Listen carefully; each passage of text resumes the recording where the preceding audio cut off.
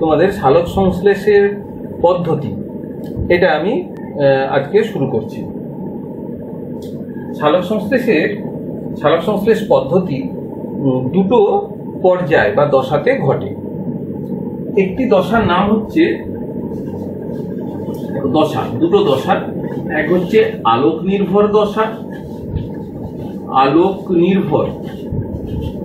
দশা, অর্থাৎ আলোর উপস্থিতি ছাড়া এই দশাটা সম্ভব নয়। দ্বিতীয় দশা হচ্ছে আলোক নিরপেক্ষ দশা। দ্বিতীয় দশা হলো আলোক নিরপেক্ষ। আলোক নিরপেক্ষ কথার অর্থ হচ্ছে যে আলো থাকলো কিংবা না থাকলো তার উপর এটা নির্ভর করে না, অর্থাৎ আলোক নিরপেক্ষ। আলোক নির্ভর যে দশা, এই দশাটা কোথায় হয় না, এটা হয় ক্লোরোপ্লাস্ট। আমরা তো জানি ক্লোরোপ্লাস্ট ছাড়া সালোক সংশ্লেষ হয় না। এর গ্রানা অঞ্চল, ক্লোরোপ্লাস্টের গ্রানা, গ্রানা যেন অনেক চাকতির মতো থাইলাকয়েড পরপর সজ্জিত হয়ে যে থাইলাকয়েডের যে স্তর গঠিত হয় তাকে বলা হয় গ্রানা। তো সেই গ্রানার মধ্যে আলোক নির্ভর দশাটা ঘটে। আর আলোক নিরপেক্ষ দশা এটা কোথায় হয় না, ক্লোরোপ্লাস্টের যে ধাত্র তাকে কি বলে, স্ট্রোমা। এই স্ট্রোমার মধ্যে হয় ক্লোরোপ্লাস্টের স্ট্রোমা। আর ক্লোরোপ্লাস্টের গ্রানাতে আলোক নির্ভর হয় দশা, আর ক্লোরোপ্লাস্টের স্ট্রোমা অঞ্চলে হয় আর ধাত্রের মধ্যে হয় আলোক নিরপেক্ষ দশা। এখন আমরা আজকে আলোক নির্ভর দশা এই পর্বে আলোচনা করব। তো আলোক নিরপেক্ষ দশা আমরা পরে আসছি। আগে দেখে নিই আলোক নির্ভর দশাতে কি কি প্রয়োজন হয়, এই দশার জন্য প্রয়োজনীয় উপাদানগুলো কি কি। প্রথমেই বলে নিই, এটা সূর্যালোক লাগে। সূর্যালোক অবশ্যই দরকার, কারণ আলো ছাড়া তো হবে না সালোক সংশ্লেষ। দ্বিতীয় যেটা লাগে সেটা হচ্ছে জল। তৃতীয় লাগে ক্লোরোফিল।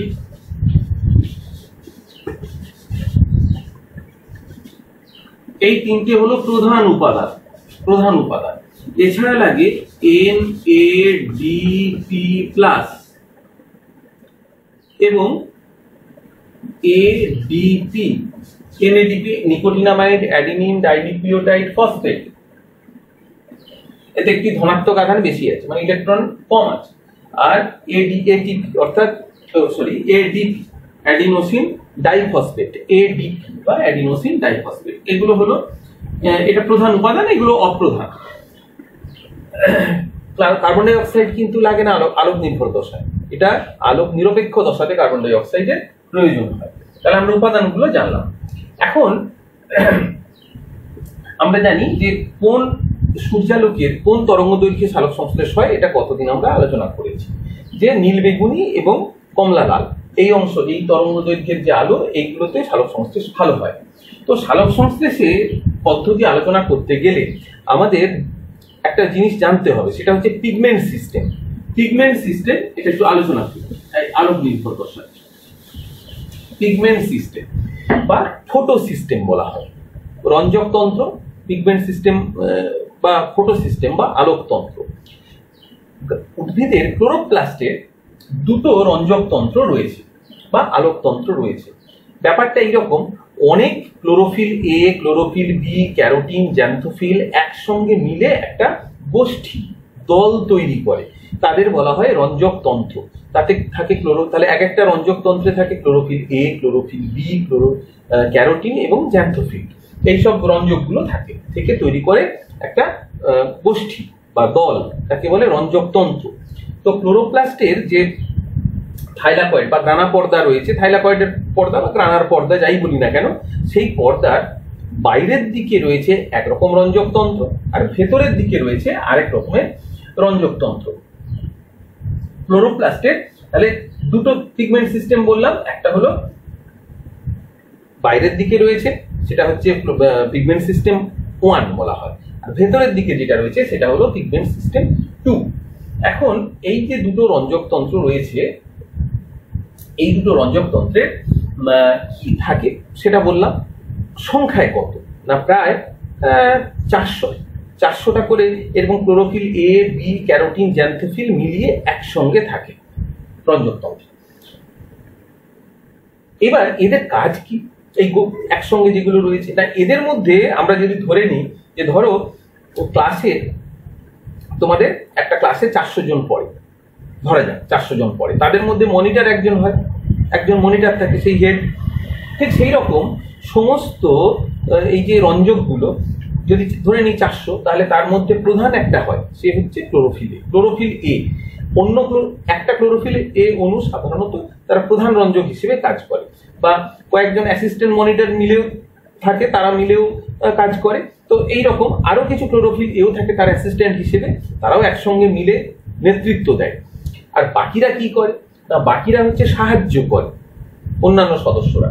ঠিক তেমনি একটা রঞ্জক তন্ত্রে যদি ধরে নিই এইটা একটা রঞ্জক তন্ত্র, এখানে মনে করো এইরকম প্রায় 400টা chlorophyll A, B, carotene, xanthophyll ইত্যাদি রয়েছে। এর মধ্যে একটা হলো ক্লোরোফিল এ আর টি, এ হচ্ছে হেড, একে বলে বিক্রিয়া কেন্দ্র। এবার যখন সূর্যের আলো এসে যখন পড়ে, সূর্যের আলো মানে তাতে শক্তিশালী ফোটন কণা থাকে, সেই ফোটন কণাগুলো শোষণ করে কারা না, এই যে রঞ্জকগুলো আছে chlorophyll A, B, carotene, xanthophyll, তারা এই ফোটন কণা শোষণ করে। শোষণ করার পর কি হয় না, তোমরা জানো প্রত্যেকটা পরমাণু বাইরের দিকের কক্ষপথে থাকে অনেক ইলেকট্রন, তারা পরমাণুর বাইরের দিকে ঘোরে। একেবারে বাইরের কক্ষে যে ইলেকট্রনটা থাকে সে সব থেকে শক্তিশালী হয়ে ওঠে, কারণ ফোটন তো শক্তিশালী কণা, ফলে ইলেকট্রন যখন সেই শক্তিশালী কণাকে শোষণ করে তখন বাইরের কক্ষপথে যে ইলেকট্রন আছে সেই ইলেকট্রনটা খুব শক্তিশালী হয়, এবং সে তখন ওই কক্ষ থেকে বেরিয়ে যেতে চায়, বাইরে বেরিয়ে যেতে চায়। এখন ইলেকট্রন যদি কোনো পরমাণু থেকে বাইরে বেরিয়ে যায় তাহলে সে কি হয়, ধনাত্মক তড়িৎগ্রস্ত হয়ে পড়ে। তাহলে পরমাণু কি চাইবে যে সে অস্থির হয়ে উঠুক? কিন্তু পরমাণু তো সবসময় সুস্থির অবস্থায় থাকতে চায়। তাই তার শক্তি, যে শক্তিটা প্রত্যেকটা এই যে রঞ্জক যে ফোটন কণা শোষণ করেছিল, সেই রঞ্জকের পরমাণুগুলো কি করে, তারা শক্তিগুলোকে ট্রান্সফার করে দেয়, একটাকে আরেকটাকে ট্রান্সফার করে দেয়। যেমন ওই যখন বাড়ি তৈরি হয় তখন ইট বা ঢালাই মশলা যখন সব বই নিয়ে আসে, একজন বই নিয়ে আসে, দেখো না, একজন একটু বই নিল, আরেকজনের হাতে দিয়ে দিল, সে আরেকজনকে দিল, সে আরেকজনকে দিল, এইভাবে করতে করতে একেবারে যেখানে কাজ হচ্ছে সেখানে পৌঁছে যায়, আর রাজমিস্ত্রি কাজটা করে। ঠিক সেই রকম বাকিরা সবাই জোগাড়ের মতো, এরা ফোটন কণা সংগ্রহ করলো, শক্তিশালী হলো, সেই শক্তিকে পাশের কণাকে দিয়ে দিল, পাশের কণা আবার পাশের কণাকে দিল শক্তিটা, তারপরে শক্তি স্থানান্তরিত করলো, আর শক্তি স্থানান্তরিত করলে সে আগের অবস্থায় স্বাভাবিক হয়ে গেল।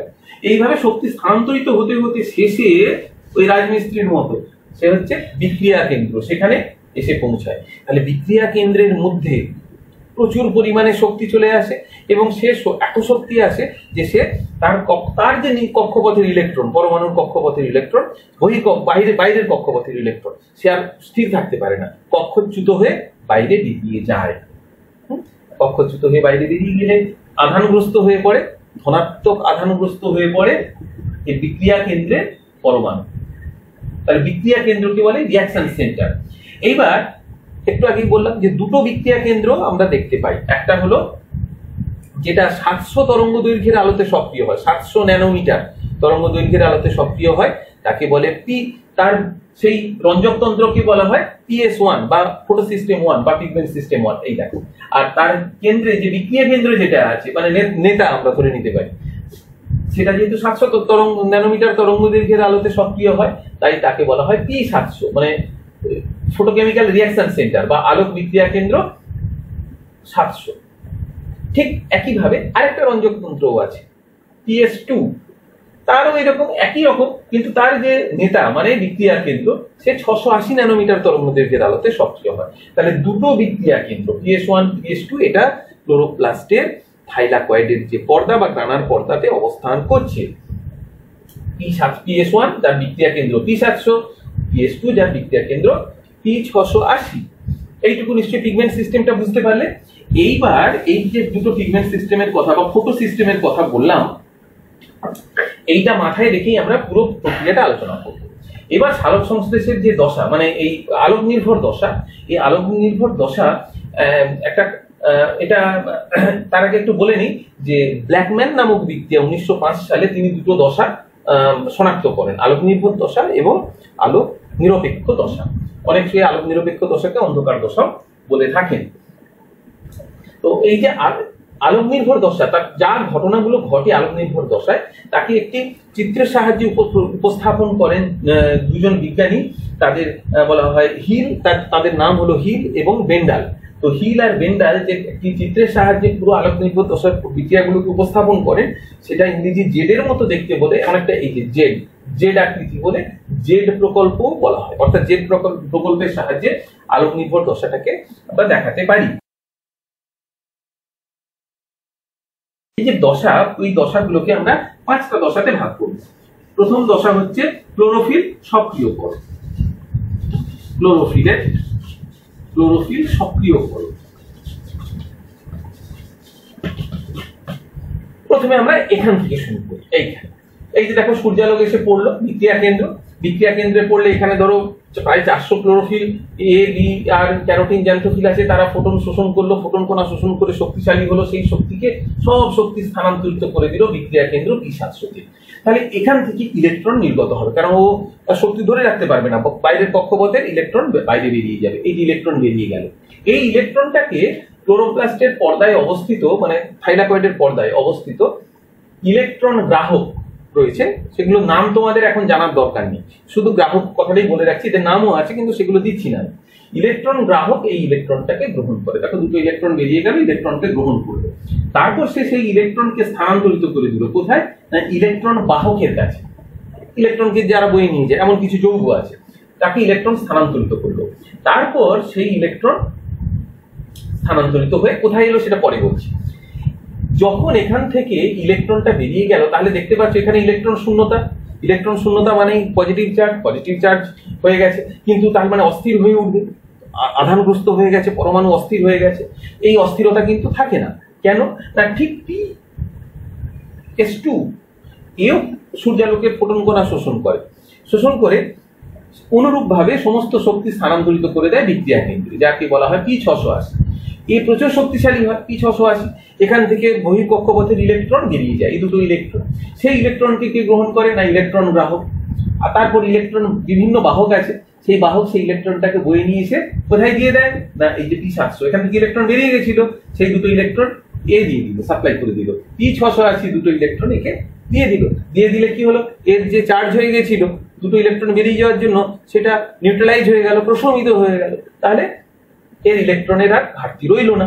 কিন্তু এটা করতে গিয়ে P680 থেকে আবার ইলেকট্রনের ঘাটতি হয়ে গেছে। এই যে ইলেকট্রনের ঘাটতি হলো, এটাকে বলে ইলেকট্রনের সক্রিয়করণ। অর্থাৎ ক্লোরোফিল থেকে যখন ইলেকট্রন বেরিয়ে যায় ফোটন কণা শোষণ করে, তখন ক্লোরোফিল সক্রিয় হয়ে ওঠে। এই ঘটনাকে আমরা বলবো ইলেকট্রনের সক্রিয়করণ। তাহলে নিষ্ক্রিয় ক্লোরোফিল, যখন এটা চার্জ নেই তখন নিষ্ক্রিয় ক্লোরোফিল ফোটন কণা শোষণ করে সক্রিয় ক্লোরোফিলে পরিণত হয়। সক্রিয় ক্লোরোফিল মানে ইলেকট্রন নির্গত হওয়ার পর তার অবস্থা, তাকে বলে সক্রিয় ক্লোরোফিল। এই ঘটনাটা হলো ক্লোরোফিলের সক্রিয়করণ। দ্বিতীয় পয়েন্ট বলবো বিজারিত NADPH+H+ গঠন কিভাবে হচ্ছে। এই যে ইলেকট্রনটা, দুটো ইলেকট্রন এখান থেকে বেরিয়ে এলো বিভিন্ন বাহক দ্বারা, সেটা NADP+, এটা কিন্তু ক্লোরোপ্লাস্টের মধ্যেই আছে, ক্লোরোপ্লাস্টের মধ্যে NADP+ আছে। এই NADP+ এর সঙ্গে ইলেকট্রন যুক্ত হলো, আর যুক্ত হলো দুটো হাইড্রোজেন আয়ন। এটা কিভাবে এলো একটু পরে বলছি। এই দুটো হাইড্রোজেন আয়ন যুক্ত হলো, তাহলে দুটো হাইড্রোজেন আয়নে দুটো পজিটিভ চার্জ, NADP+ এ একটা পজিটিভ চার্জ, তিনটে পজিটিভ চার্জ হলো, আর ইলেকট্রন আসছে দুটো, মানে দুটো নেগেটিভ চার্জ। তাহলে নিউট্রালাইজ হওয়ার পর একটা পজিটিভ চার্জ বেশি রইলো, সেটা H+। তাহলে NADPH মানে বিজারিত হলো, NADP বিজারিত হয়ে গেল, এবং এই যে বিজারিত NADP বিজারিত হলো, এটা হচ্ছে NADPH+ H+ গঠন। তাহলে এটা হলো 2 নম্বর বিক্রিয়া। 3 নম্বরে বলবো ফটোলাইসিস।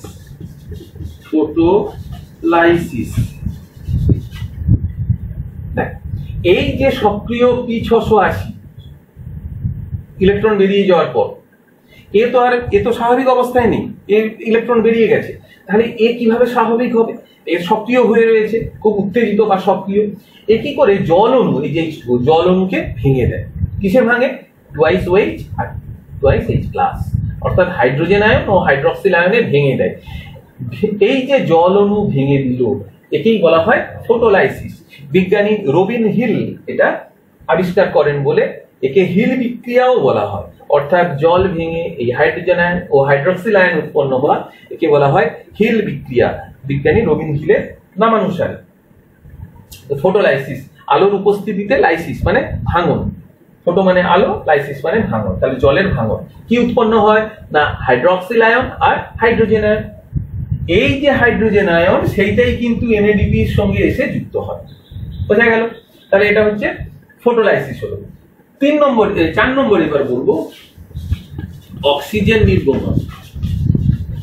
অক্সিজেন নির্গমন, দেখো এই যে হাইড্রক্সিল আয়ন তৈরি হয়েছিল, এই হাইড্রক্সিল আয়ন থেকে মাইনাস মানে এটা আয়ন, ইলেকট্রন বেশি আছে, তাহলে সেই দুটো ইলেকট্রন চলে এলো এই ওই হাইড্রক্সিল আয়ন থেকে, দুটো ইলেকট্রন P680 তে চলে এলো। তাহলে P680 যে ইলেকট্রন বেরিয়ে যাওয়ার জন্য এর মধ্যে যে শূন্যতা তৈরি হয়েছিল সেই শূন্যতা আর রইল না, ওরা নিউট্রালাইজ হয়ে গেল, প্রশমিত হয়ে গেল।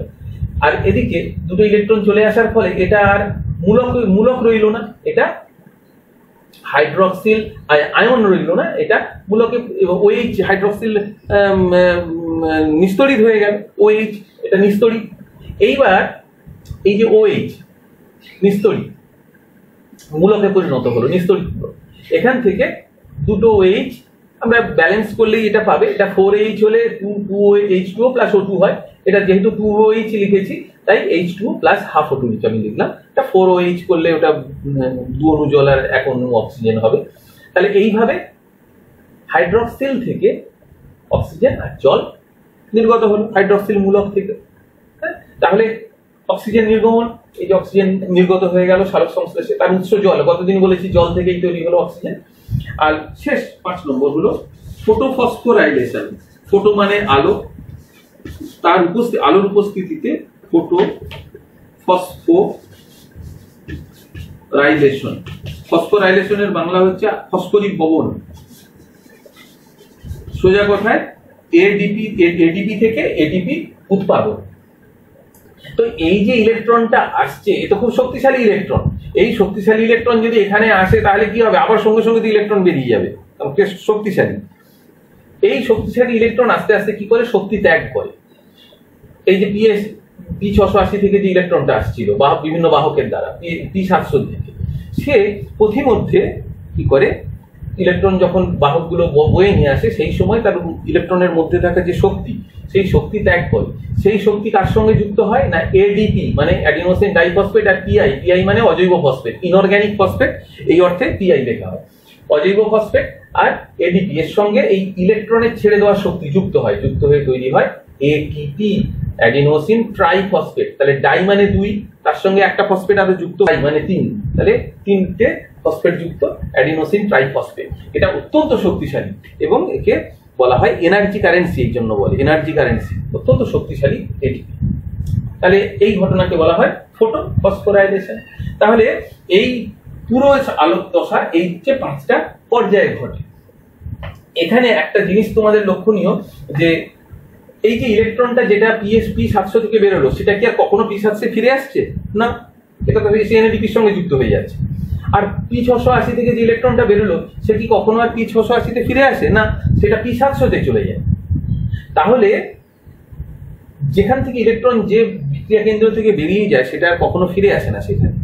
তাই এই ধরনের যে ফসফরিভবন, এই যে ফটোফসফোরাইলেশন, এটাকে বলা হয় অনাবর্তকার বা নন সাইক্লিক ফটোফসফোরাইলেশন। চক্রাকারে আর ফিরে আসে না, ইলেকট্রনটা আর ফিরে আসে না সেই জায়গায় যেখান থেকে নির্গত হয় সেখানে ফেরে না, তাই একে বলা হয় অনাবর্তকার ফসফরিভবন। তাহলে জেড প্রকল্পের সাহায্যে আমরা দেখালাম অনাবর্তকার ফসফোরাইলেশন বা ফসফরিভবন।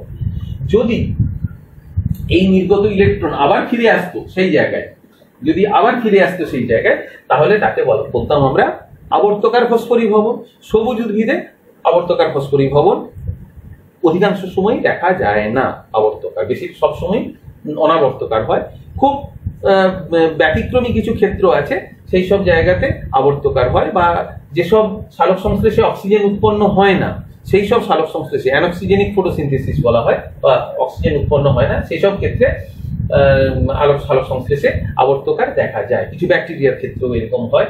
সেক্ষেত্রে P700 থেকে ইলেকট্রনটা আবার সেখানে ফিরে আসে, সেখানে P680 থাকে না, ইলেকট্রনটা আবার ফিরে আসে।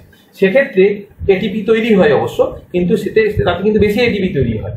যদি আবর্তকার হয়, মানে P700 থেকে নির্গত ইলেকট্রন আবার ফিরে আসে, তাহলে 2 অণু এটিপি তৈরি হয়। আর অনাবর্তকারে 1 অণু, একবার সাইকেলে একটা চক্রে 1 অণু এটিপি তৈরি হয়। তাহলে আবর্তকার অনাবর্তকার এটা বুঝতে পারলে। আর লাস্ট যেটা আমি বলবো সেটা হচ্ছে যে এই তো আলোক নির্ভর দশা শেষ হয়ে গেল, কি কি তৈরি হলো আলোক নির্ভর দশার শেষে?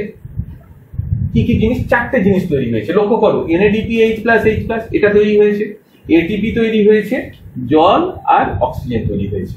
এর মধ্যে জল আর অক্সিজেন নির্গত হয়ে যায়, ওটা আর কাজে লাগে না। অক্সিজেন তো পরিবেশে বেরিয়ে যায়, জল অন্য বিপাকীয় কাজে লেগে যায়। এরপরে যে আছে অন্ধকার দশা বা আলোক নিরপেক্ষ দশা, সেখানে আলোক দশা থেকে অন্ধকার দশায় দুটো জিনিস স্থানান্তরিত হয়, একটা হলো এটিপি আর একটা হলো NADPH। এই দুটি যৌগের সাহায্যে আলোক নির্ভর দশা এবং আলোক নিরপেক্ষ দশার মধ্যে সম্পর্ক তৈরি হয়। তাহলে আশা করি তোমরা আলোক নির্ভর দশা বুঝতে পেরেছো। আমি আলোক নিরপেক্ষ দশাটা পরের পর্বে বলবো এবং তারপর প্রশ্ন দেব, সেই প্রশ্নগুলো তোমরা খাতায় লিখবে।